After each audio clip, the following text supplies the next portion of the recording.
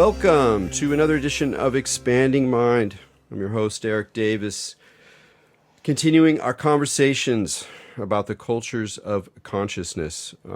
As someone fascinated in the history of esotericism and magic in the West, one cannot avoid an obsession even with the notorious and marvelous Dr. John Dee.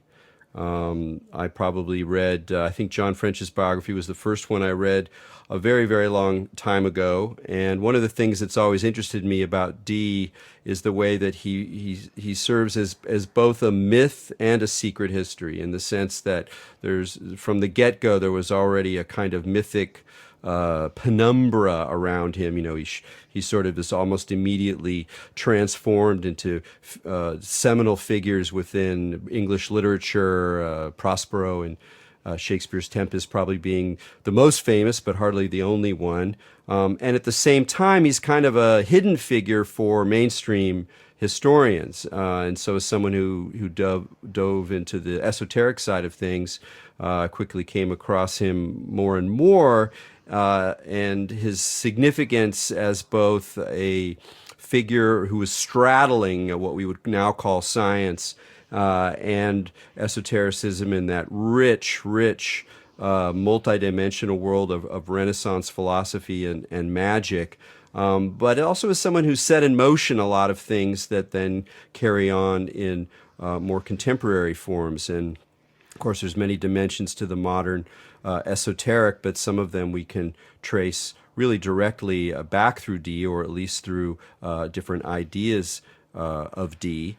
And so I was very, very happy to finally get around to reading the most significant book on John Dee for many years, at least for me, which is Jason Louv's John Dee and the Empire of Angels, Enochian Magic and the Occult Roots of the Modern World. And I admit it took me a little longer than it should have been to get around to it, but that's just how the stack O books works in my life. And I wanted, what I really appreciated about this book is that as someone who got a PhD in esotericism and mysticism, is that I've become, sort of trained or used to a certain kind of discourse in the academy, which is very, very, very careful about sources, very, very careful about overstepping the boundaries of what we can say, very concerned about falling in love overly with the material, and indeed entering into the kind of popular discourses that are usually the place where at least people like me first discover esoteric and magical history, in the sense that it's usually written by people who are also magicians, who are also deeply invested in the esoteric things that they're writing about. And while they can be excellent scholars in some ways, there's often a distortion field, and sometimes quite a strong one. And Jason's book is a really wonderful blend of the two, because he did a lot of history, a lot of hard reading. All the books that I knew about and many more were not just mentioned, but integrated into his story, so that the historical materials that he's dealing with are very rich and, for the most part, very strong.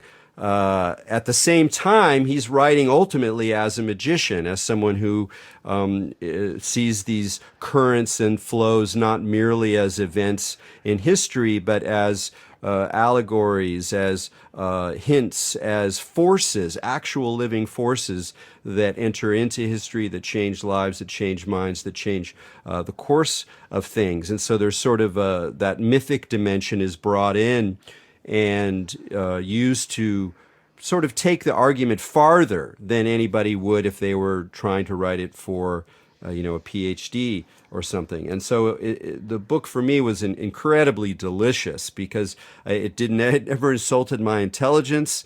It told me a lot of details and offered some very fascinating interpretations of history that are complicated and not the normal things that you might expect from an esoteric or a magic identified author. And at the same time, he's mounting a very interesting and persuasive argument about the long course of esotericism, how it informs the modern world, how it informs the large shapes of history that only someone who was willing to enter into that magical framework could really try to pull off. I was first aware of Jason's work probably in the early 2000s, first started reading him. And then, of course, the book he edited in, I think came out in 2005, Generation Hex, really a landmark book of articulating a kind of millennial magic that was young, edgy, informed by chaos magic, but not simply iterating what at that point had already become some established ideas in chaos magic. And since then, he's gone on to build a really interesting empire of Ultraculture, the name of his podcast and blog, and he's involved with lots of things on there. You can check it out. We'll talk about that maybe a little bit more later, but I just want to dive into the John Dee stuff. So, Jason, thanks for joining me on Expanding Mind. Yeah, thanks so much, Erik. It's a pleasure to finally meet you, and thank you for that summary. And I'm really glad you enjoyed the book. It's funny that you really summarized a lot of that really well in terms of all the different hats I had to wear writing this. I mean, you mentioned the esoteric angle. I don't know if I would say I write ultimately from the perspective of a magician. I would say more, just as maybe a journalist or a curious person, but I'm certainly willing to wear that hat, if only for the reason that it is one of many worlds that I have a lot of experience in. So in reading somebody like John Dee, it's just apparent to me what he's talking about, whereas for other people it might not be, just because they're not familiar with that area. But it's interesting, you mentioned, the boundaries of academic work. I have to say, all the craziest material in this book came straight from academic sources. Particularly Deborah Harkness's work, her doctoral dissertation at UC Davis, Nicholas Cluley. And this is something I discovered again and again in my life, particularly with esoteric information, but really with everything. All the greatest information is hiding in plain sight, often in academic works. And that includes, and all the time I've been working as a journalist, I've been constantly shocked by, for instance, how many people throw out conspiracy theories online and the discourse about conspiracies and all the things like this. I mean, you don't need me to tell you, and nobody listening needs me to tell them. All you have to do is go to the library or an academic library and read the actual history of the world, and you will find things more shocking and bizarre than anything that anyone's capable of spouting on the internet. And it's actually valid, And so that was really true in the case of John Dee when I really got into the academic writing.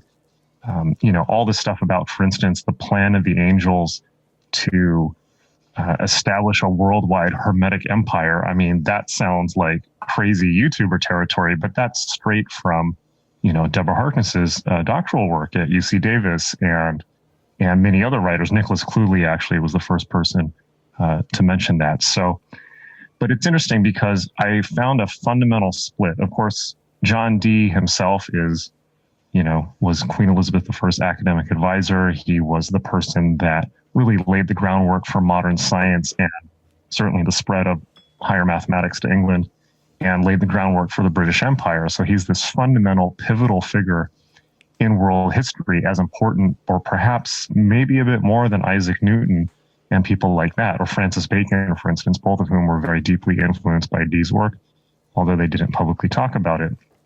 But Dee has been persona non grata because he was interested in both the, as we might say, the scientific side of things and also the magical side of things, and spent a lot of time engaged in the occult. But we have to remember that this was at a period in history where there hadn't been a clear distinction made between those two things.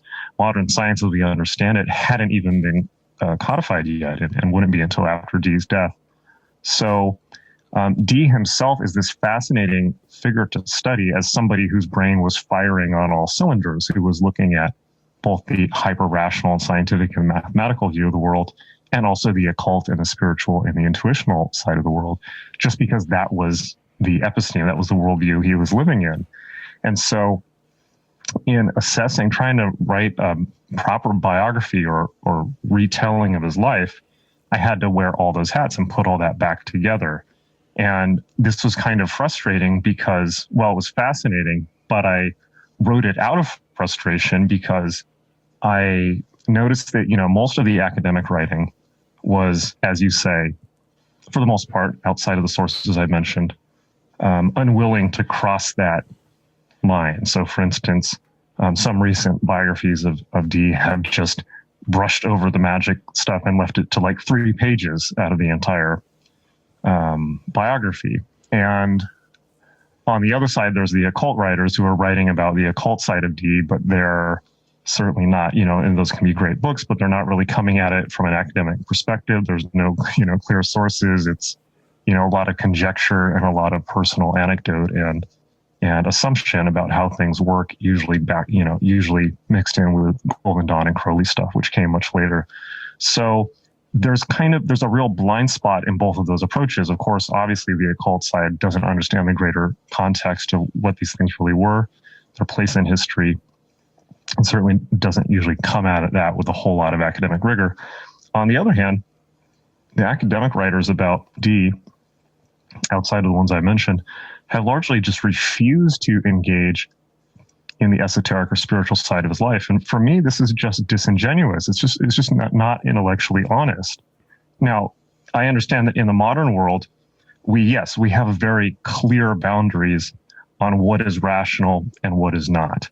And, what counts as pure tested science and what doesn't. But in writing about Dee, we're not, we shouldn't be, as, if somebody's working as a historian, I feel that they have a duty to get into somebody's head and show the world as they saw it, and not to just, judge somebody 400 years later and just sever this whole part of them. Well, you're just not going to understand the narrative. You're not going to understand who this person was. Yeah, it's a funny one. I think there's something temperamental in those of us who are driven to that broader, multidimensional view, particularly when it comes to religious or spiritual or mystical belief. And for me, it reminds me of, like, I think I've told the story before, but a turning point in my own intellectual career was in high school physics class, senior year. And it was taught by this very conservative former Navy guy who had like a buzz cut and was kind of a boring teacher. And I mostly spent the time flirting with girls in the back corner. But I was very interested in some of the stories, particularly historical stuff, because I'm just sort of attracted to these large forms of history in a similar way that you are. And I remember he was talking about Kepler. And so we're talking about Kepler and the second law and how, the elliptical orbits and things like that. And I can't remember whether it was in the book or it was something he mentioned. I think it was in the book that they sort of, as an aside, went, well, the funny thing is that Kepler thought his elliptical orbits weren't half as important as the way that he was able to model the relationship, the ratio of the planetary orbits to each other by placing the 5 Platonic solids within one another in this way that exactly mirrored the ratios of the orbits. And I remember just being like, wait a second, that's like, excuse me, mister, isn't that like incredibly important? I mean, we have to like take that worldview within our account to understand the importance of this elliptical orbit. And I could see from his side that didn't make any sense at all. It was completely irrational. You look through history, you select those moments that are useful for the evolution of a certain kind of science, and then everything else is dross. And it's like, for me, it was the opposite. It was a very clear kind of line in the sand. And I think things are changing in a lot of ways overall in terms of respecting this kind of range of points of view. But one of the reasons I meant by saying that I don't, maybe ultimately is not the best word, but that you write as a magician as well, is that you're willing not simply to reconstruct the magical or esoteric dimensions of this guy who in other ways was a scientist and also a very pragmatic thinker about Britain's possibilities and the future of the empire, and we'll talk about that in a second, but that you're willing to look at the development of modern history through a religious and esoteric lens, and not just an occult one, but also a Christian one. And not just because people were motivated by Christian ideas, but that the large shape of modern history can be seen as exemplifying, manifesting, incarnating certain tensions and possibilities that can only be understood as in religious or esoteric terms. And that's the part where a lot of other people would kind of beg off is, and that is sort of manifested in the way that you make the point, which I'd like to hear a little bit more about, that it's not trivial, that if we read Dee closely, as you do, and other scholars have done, we can see the glimmerings of the future British Empire. So talk a little bit about that. What was it that Dee saw? This was actually kind of before his great plunge into the angelic conversations. But what was it that he saw that nobody else saw at the time, that in a way presaged what would happen with the modernity and the modern British Empire? Well, yeah, there's a lot to think about there in what you said. I feel that my approach, if I was to talk about my approach to writing about these things before talking about Dee's empire, it's really simple and I feel very pragmatic. And it's, my approach to history and my approach to understanding the world can be summarized very simply. It's just that the history of the world is the history of people's beliefs, right?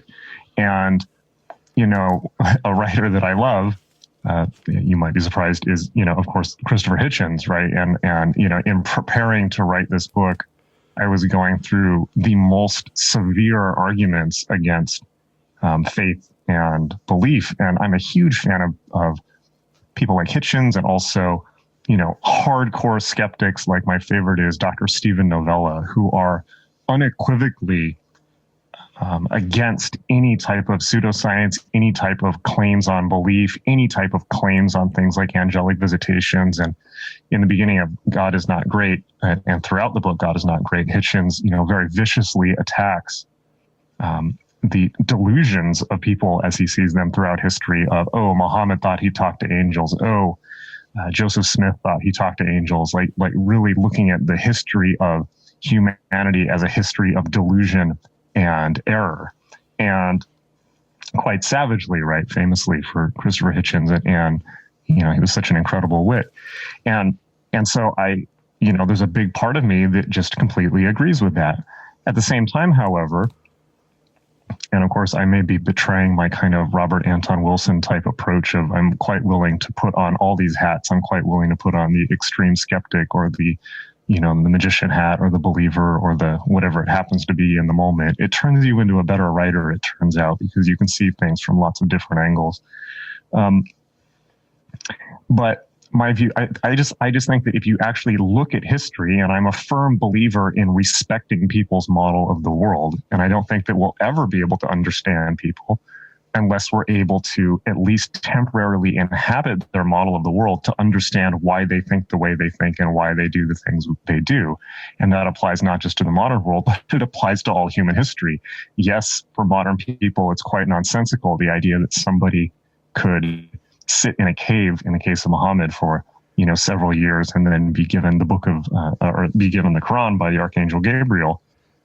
But whatever we think of that, it is undeniable that Islam is the one of the largest and soon to be the largest religions on the planet, and has moved and will move more people than Christopher Hitchens ever will, or that worldview ever will, for better or for worse. It's, I'm not putting any value judgment on it. It's just a neutral statement. My goal is to see reality as it is, and we just can't see reality as it is unless we also factor in people's beliefs, because people's beliefs are, causally responsible for their behavior. And so kind of my point in this book, leading into Dee's empire, is you can't understand things like why the British Empire was built, or why the American Empire was built, or the involvement of America in the Middle East, or the rise of the Christian right, or the spread of Islam, or any of these things. You can't simply understand these things as driven by economic pressure, or class tension, or market forces, or even, which is much more popular now, genetic and things like this. Behavioral psychology and things like this. You can't understand this. That's overcomplicating it far more than is necessary. All you need to do is look at what people believed, because that's what influenced their decisions. In the case of Dee, of course, was probably the smartest person in Europe at the time. Arguably, he certainly had the biggest library. He was the best read person in England and probably in Western Europe, and had assembled the world's largest library at that point that we know of. Dee was a mathematics student, and he'd spent his entire academic career studying higher mathematics and optics and physics at a time, basically the STEM track, at a time when these things were not well liked in England. England at this time was very humanist. It was very concerned with the study of the classics and Aristotle and Plato because of the end of the Dark Ages and so forth. And so Dee had gone to the Netherlands to study science, and it's worth repeating here that science and mathematics were considered the black art in England. People were quite afraid of them in this kind of comical way. But Dee also became interested in astrology and Kabbalah and the Hermetic sciences. And because at the time there wasn't any difference between these things, all of his teachers in Europe were all fascinated with these things. And we have to understand what the worldview was at this time, which is there was no separation between knowledge. There was no separation between disciplines. What we would now consider scientists or philosophers at this time during the Elizabethan period, the pre-Elizabethan period, were simply concerned with understanding reality. And because of their belief system, because of the influence of Christianity in its multiple forms at that time, they were concerned with, their belief system was that everything was there to see in reality. God had created existence and his signature was present in the creation. And so if you wanted to understand reality, you had three avenues. One was the direct study of nature. One was the direct study of scripture. And the other was the direct study of mathematics and physics and astrology and all these new sciences that would reveal deeper codes and patterns to the natural world, and therefore reveal the thumbprint of the creator in the creation. They also had a very different view of the world than we do now, where we now tend to think of science as progressing forward into the future. At the time, the narrative of progress had not been invented yet, at least not in the same sense.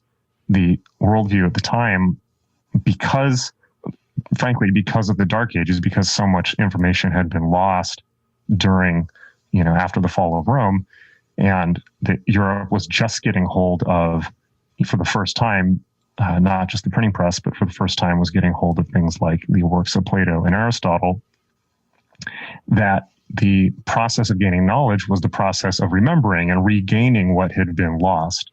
So really, ultimately, the quest of magic was to go backwards in time, go back to the original knowledge that in theory must have been revealed to the creator, from the creator to the creation, and that had been progressively forgotten and lost over time. And so this idea of mankind as being in an amnesic state, which now survives in kind of the New Age and occult world sometimes, with this kind of Gnostic idea that humanity has forgotten its original state, was the dominant intellectual climate, as opposed to the narrative of progress that we have now. So Dee's overarching plan was that the entire world needed to be returned to its pre-fallen state. And his plan for doing that was that there should be, the name of the book, there should be a worldwide empire of angels. The phrase British Empire actually did come to him before the angelic sessions, but he claimed that it was given to him by the Archangel Michael.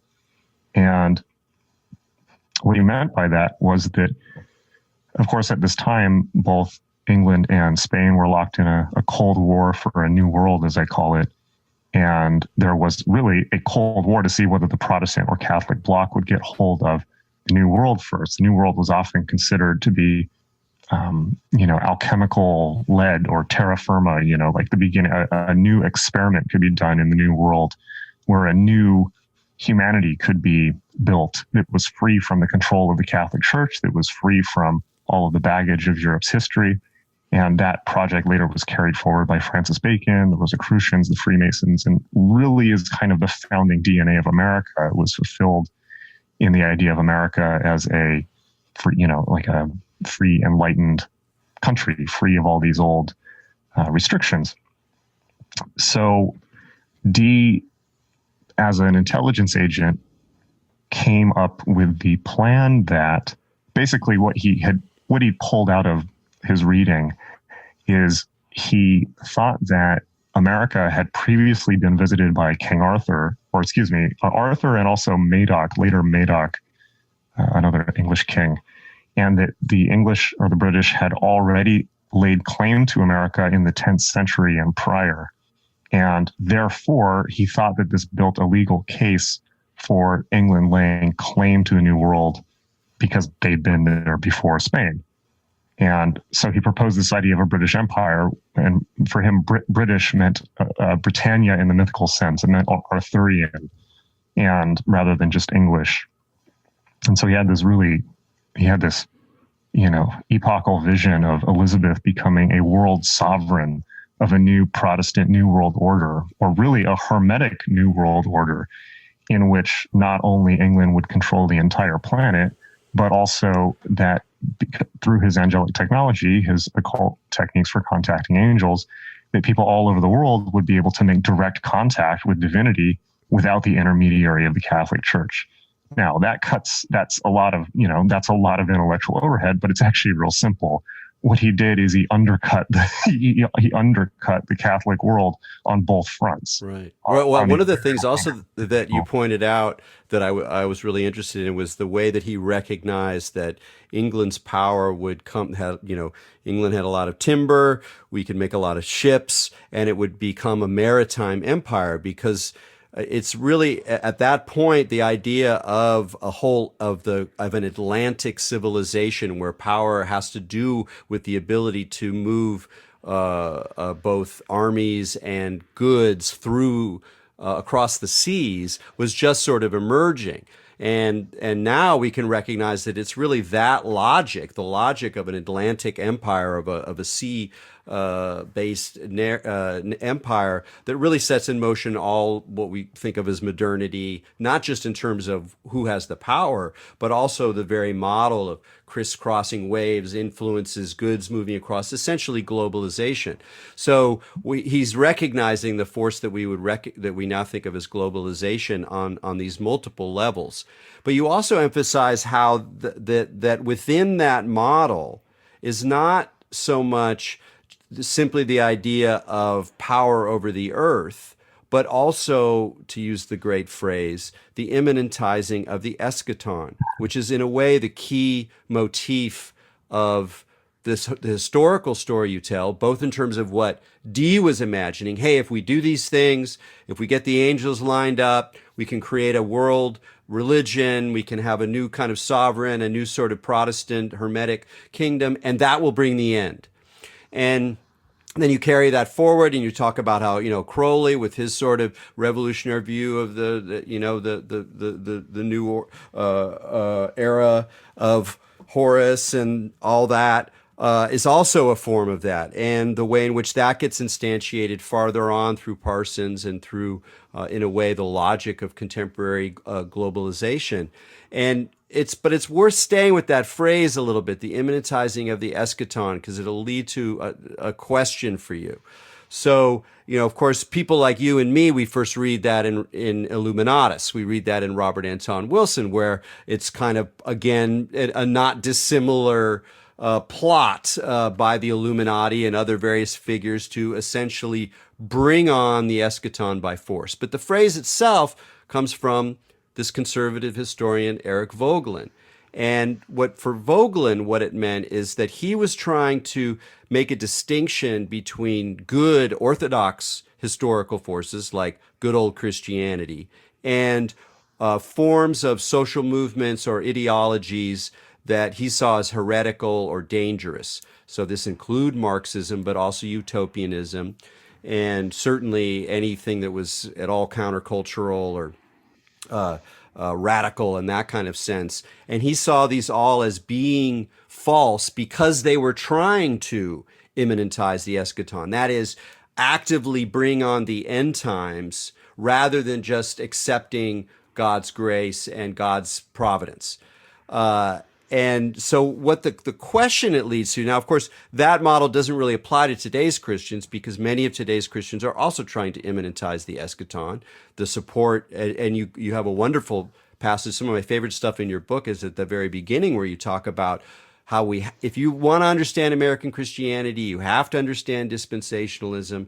If you want to understand the role of Israel in the modern world, you have to understand dispensationalism and, in a way, the immanentizing of the eschaton that's going on for conservative Christians who want Israel to do well so that the Messiah can come and the whole thing gets triggered, and there we go. And again, if you think, go ahead. Isn't belief fun? Yeah, isn't belief fun? But here's the question I have for you. In fact, I want to read a passage from the book if I still kept it marked. So, and it picks up on this idea of the kind of Protestant global kingdom. The new idea that anybody could and must forge their own spiritual relationship with Christ outside the bounds of the church would steadily progress toward our postmodern, hyper-individualistic culture, where not only is each individual sovereign over their own life, but even God has been discarded, leaving the individual as little more than a consumer of models of self that are marketed to them by transnational corporations or that emerge from social media, where, as Crowley put it, every man and woman is a star. This is the fruit of the West's push towards ever greater individualism and egalitarianism, begun by the Reformation and accelerated by the French Revolution. So I agree with that. But what's interesting about it is that precisely that argument could come out of the mouth of a Vogelin. That is, of an essentially reactionary traditionalist conservative view. And so my question for you is, because I recognize, like me, you wear multiple hats. And what do we do when we come to the point where we can see the truth of these extremely conservative accounts of the development of modern historical forces, and how we sort of frame that within a larger view that recognizes the limitations of those views as well? If that question makes sense. Yeah, well, just to back up a bit. So the phrase eschaton was in wide use at the time and was used in the Elizabethan period. And in that context was used to explicitly describe the second coming of Christ. That was, the meaning of the Greek phrase. So, some of my presuppositions, let's say, in writing this history is just in spending so much time going through this is here's a presupposition, right? The history of Western culture can be much better understood when you factor in Christianity, which has been, whatever one feels about it personally now in the 21st century is actually kind of irrelevant to the fact that it has been the dominant ideological force in Western culture pretty much up until the early 20th century, and really kind of still is, in a lot of ways. In terms of the eschaton, it turns out to be really simple. One of the reasons, when people first, you mentioned Robert Anton Wilson and some of the ideas of chaos magic and things like that. When people first encounter the occult, it's very confusing, and mostly they're reading second or third or fourth or seventh hand interpretations of primary material. And the occult, more than any other field of study, I think, lends itself to people reading whatever they want into it. Right. And one of the primary reasons is it's a discarded study. So there's no central authority saying, there's no central governing body. So it's been quite confusing in people's 20th and 21st century reads of the occult. Obviously, Crowley and Parsons, and then the neo-pagan movement and witchcraft and all these things. There's been a lot of confusion about, at least historically, what magic has actually been, which is quite simple. It's just an outgrowth of Christianity, at least within the context of the Western esoteric tradition, not all esotericism all over the world. But it cannot, and the point I make very clearly in this book, which I think will probably be quite uncomfortable for a lot of people, is it just can't be divorced from the narrative of Christianity. Obviously, so much intellectual overhead and work and fumbling acrobatics were put in by people like Crowley to de-Christianize magic, but ultimately it can't be, at least not the Western esoteric tradition. In terms of understanding the eschaton and the push towards the end of the world, it's real simple. And the model of the Western esoteric model of enlightenment, certainly within this period and prior and afterwards, was simply going backwards through time to recover one's divine state. It comes out of the assumption that is inherent in Western civilization, which is not inherent for the most part in Eastern esotericism, outside of maybe Buddhism, that we are in some ways separated from the divine, or we've fallen, or there's some barrier, between humanity and divinity, some type of abyss, right, as it's described in Kabbalah. So the intellectual quest was to go back in time to recover one's own divine state and become, in Latin, mens adeptus, meaning basically enlightened within that context. Now, that would be the first step. The second step would be then an enlightened sage, enlightened through the practices of Western esotericism, would then be working to enlighten society around them or heal the world around them. So for examples of that, we can look at the Rosicrucians, who claim nothing but to heal the sick. And yet, the whole point of the Rosicrucian movement was to spark a new intellectual era, an era of freedom from the Catholic Church, and to be working in secret as an invisible brotherhood and all of this. And then the third and final turning of the Western Dharma, if you will, the third one would be the enlightenment of the entire planet. What that really means is returning the entire planet to its pre-fall state. Now, there's a script for this that's been with us for quite a while. It's the Book of Revelation. The Book of Revelation essentially describes the trial, the trial by fire and tribulation and great suffering of the entire world to return it to its pre-fall condition, to return it to God, right? And that's at least one read of it. And that script, Revelation, has been at the core of, at least I argue in this book, has been at the core of the Western project, certainly in that turbocharged form, since the Protestant Reformation. The Catholics largely, prior to the Reformation, Catholicism largely downplayed Revelation, saw it as an allegory of the battle of good and evil in every person's heart, and they weren't too concerned with it. Catholicism is much more, much more forgiving, in a certain way of, people's foibles, and doesn't really have this idea of, we're going to nuke the planet so that everybody is saved now. We want it all now. That's, it starts with the Protestant Reformation and then really picks up steam in the 19th century in England. But the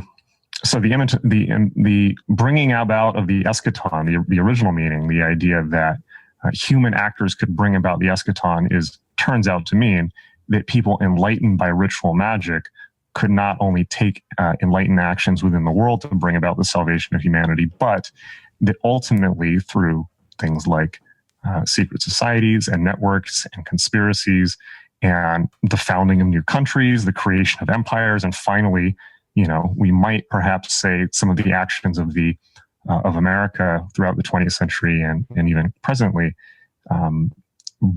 essentially force the enlightenment of the entire planet. So we can obviously see that in the British Empire spreading around the world, converting native cultures and other cultures by sword to Christianity, which is an incredibly horrific and bloody process. 19 million people died in Bengal in the 19th century alone, just through imposed famine by the British Empire. We don't hear about that one too much. The death toll is uncountable, let alone the people who died in America, natives in America who were essentially genocided, right? Or in Australia or in Africa or, many other places. It's funny when you're talking about that drive, the drive to enlighten the planet or to spread the word, and that's such a Christian drive to spread the word. You have the good news. So if you have the good news in a book and through a preacher and through letters, you use those. But once you get more advanced, you can use the mechanism of empire, and then in our day, you can use satellites, and you can use the internet. And back when in the early 70s, a lot of Christian fundamentalists were like really trying to weave the satellite and the idea of like satellite-driven television signals into this model that was simultaneously positive because it could spread the word and enlighten the world, and negative because it was constructing the kind of antichrist system. And that's where you get into this logic of inversion that you talk about around Crowley, which I think is also a really important part of your book, about how if we really look closely at these things, they're often already yes and no. They're often already polarized. And that's certainly true of like Christian models of the contemporary technological world. On the one hand, this is how the good word gets spread and how the Christian values become dominant.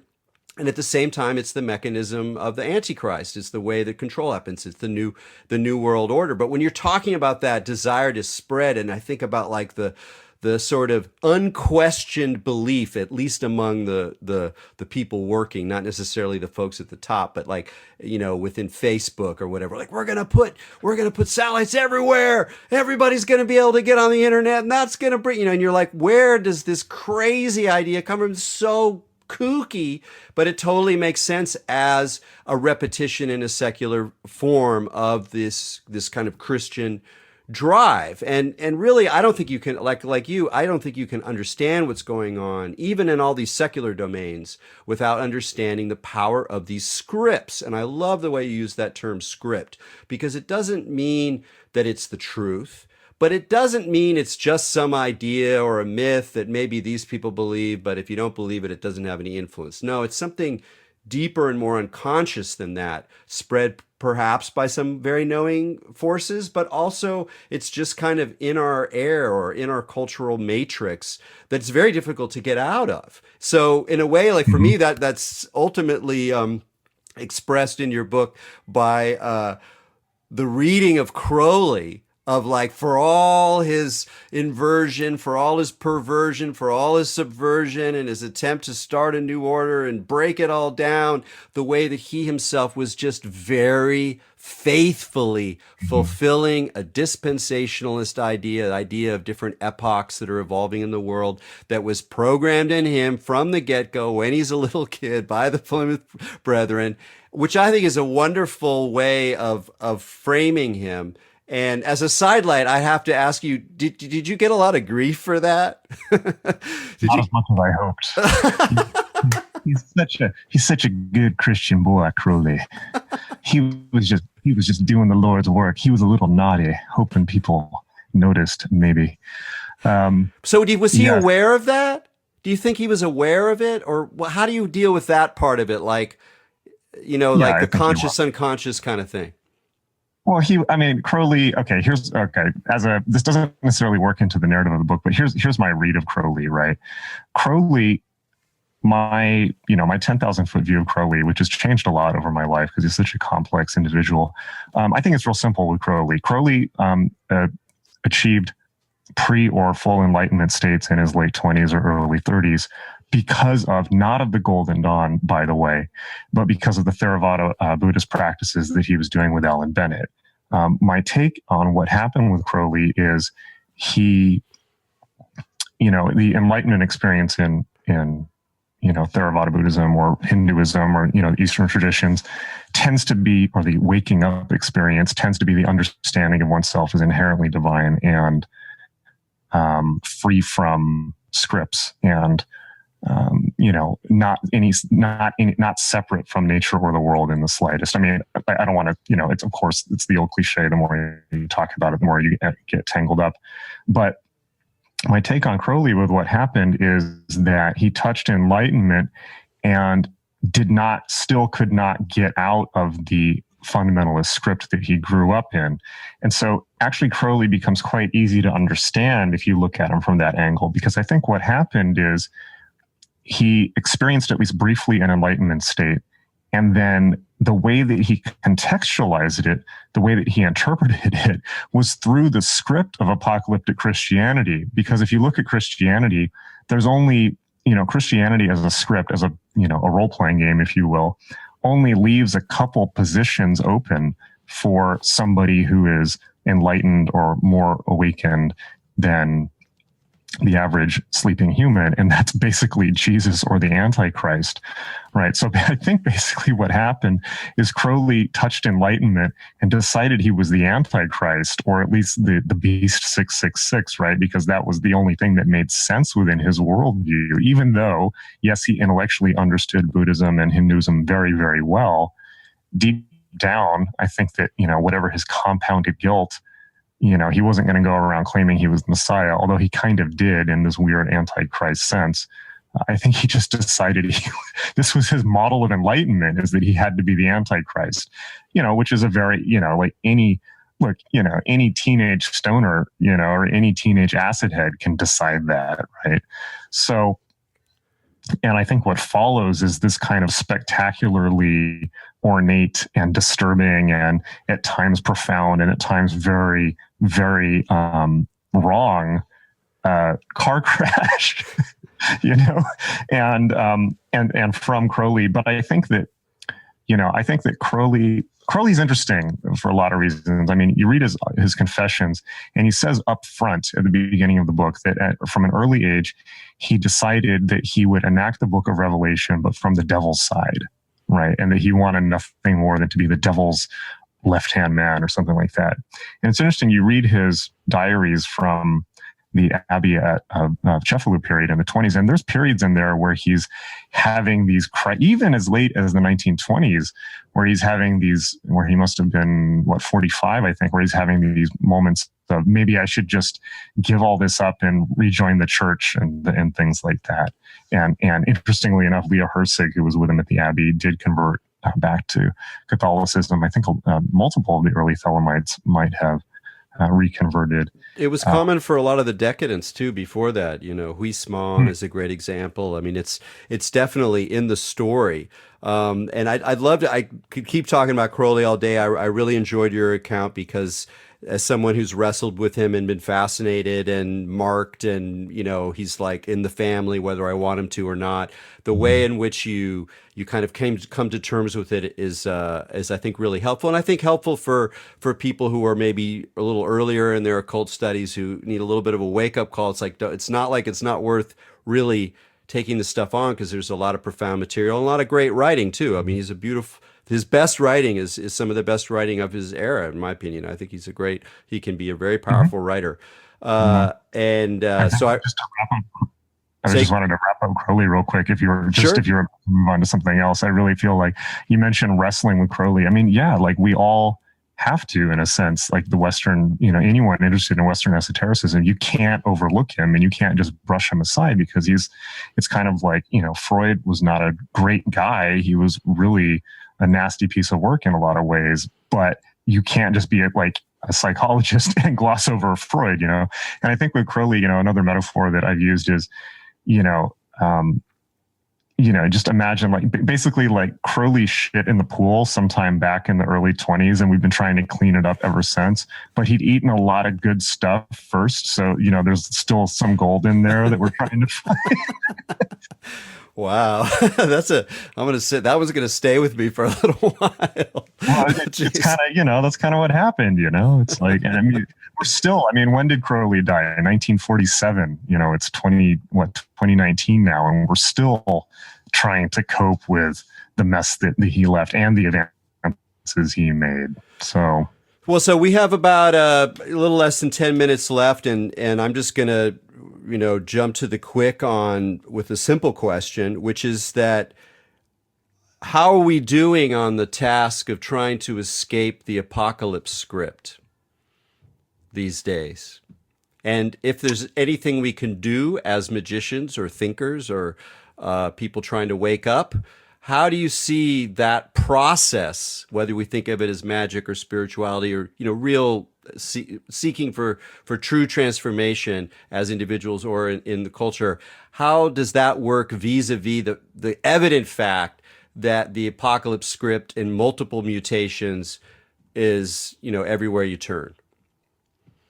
Well, I think you hit it on the head earlier, and just what you're saying there, which is just understanding that that's the script that's been running, and it's we believe that we live in a post-Christian culture, but you can see you can see the same pattern getting done over and over again. So what was the inevitability of the second coming? We can see the same script running, just the details and the names have been changed to, not protect the innocent, or within the inevitability of communism, or some of the ideas of the New Age movement in the 20th century, or now, of course, the big one is transhumanism and the singularity, and of course the whole thinking around ecological apocalypse and the world, like we never escape the apocalypse. It's just that the terms get changed. It gets put through economic or technological terms. So the most important thing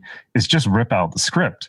Because if you rip out the script, then the manifestations become way less of an issue. Now you can ask yourself better questions and see the data in front of you. And it doesn't change what's in front of you, but it changes your approach to it. I mean, I was talking to Doug Rushkoff earlier about this today, and he makes the same point in his new book, in Team Human, where he says that, we're building all of this hyper technology, and it's all being run by this script, this program of hyper predatory capitalism. Well, hyper predatory capitalism goes back to the Protestant work ethic and this whole idea of empire and this idea of perfecting humanity. And I see it all as the outgrowth, this kind of Faustian, outgrowth of the same primary impulse. So I think the best thing to do is just rip out the script. And of course, you can't just rip out a script if you don't have something to replace it with.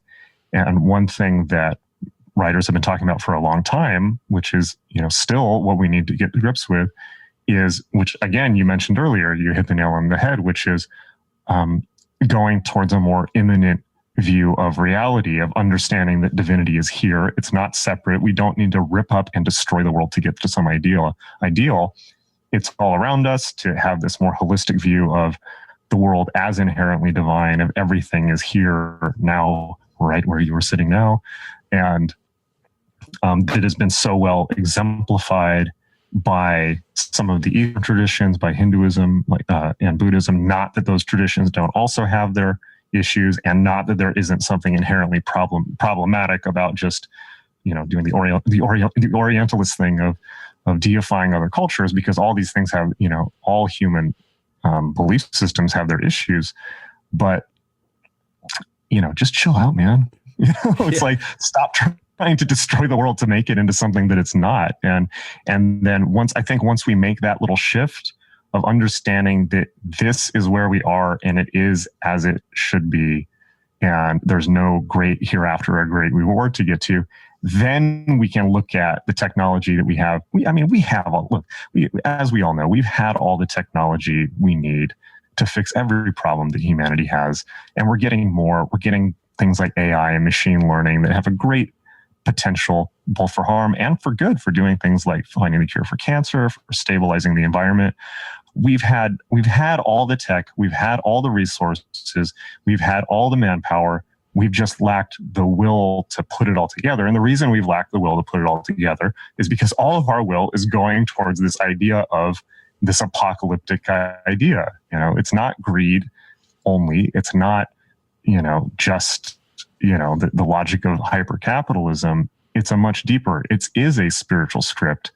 And this is something that I think people on the left need to understand as well. It's like everyone's running on a spiritual script, right? And we need to understand that instead of just dismissing it, so we can understand how to go forward and how to talk to each other and how to come to a consensus as people on this planet where we don't kill each other. So yeah, I really resonate with what you're saying, and also the point you make at the end of the book where you talk about the sort of end result of Western esoteric practice, with all its complexity and all of its apocalypticism and its visionary dimensions and things. And you kind of, you reach the end of the game, or, a plateau, and you find that you can recognize that things are just the way they are, and they're good the way they are, and you are the way you are, and there's nowhere to go. And that's good. And one of the ways I think about that different script is that it is kind of a mess, and it pushes back against the desire to perfect. It is kind of a mess, but it's in the mess where you meet the others. You don't meet the others in the perfection. You meet the others real meeting in the mess where there's noise, it's slop, you can't quite get it right, and that's great. That's okay. Just love it. Get in there like a little toad and squish around the mud. And it does it to me. That's an attitude that allows you to look at the problems and look at some terrible problems and to think like, yeah, maybe the best we're going to be able to do is just kludge some half solution for a little while. But that's what it's like to live in a mess. And it's that perfectionism, and living in the Bay Area, it's just amazing to me that how unthinking people are about a form of perfectionism that also serves capital so obviously, and not human beings. Say again? Optimization of everything on all levels. Wow, that doesn't sound religious at all, does it? Yes, you got their number. So we just got a minute or two left. This is a great conversation, and since I just wanted to give a little plug for Ultraculture podcast. So what are you trying to do with the podcast? What's your goal other than having interesting conversations?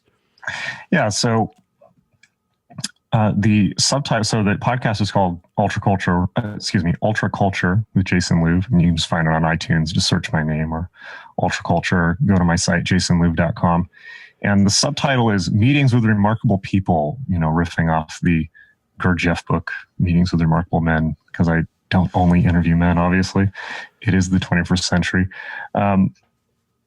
And it's real simple. If I was to summarize what I'm trying to do in one soundbite, it's to try and get our wisdom on par with our technology, right? It's been pointed out many times by many people that the technological speed of our technological progress is unfathomable. We can't keep up with it. I mean, like, we've had atomic bombs for how long? Hydrogen bombs. We're entering a world of nanotechnology and AI and bioweapons and God knows what, and autonomous weapons, and we need a spiritual technology that's as comparable, or we need to win the wisdom arms race. And that doesn't, by the way, just mean corporate mindfulness training. This is the thing that people are all into now, learning mindfulness, and if you listen between the lines, it's be mindful on those spreadsheets, be mindful about your timesheets, the work on time, be real mindful. That's not spirituality. Right. Well, that's another topic, and we're going to have to end it there. But Jason Louv, thanks so much for joining us on Expanding Mind. Thanks, Erik. That was a great combo. All right. Until next week, keep your minds open.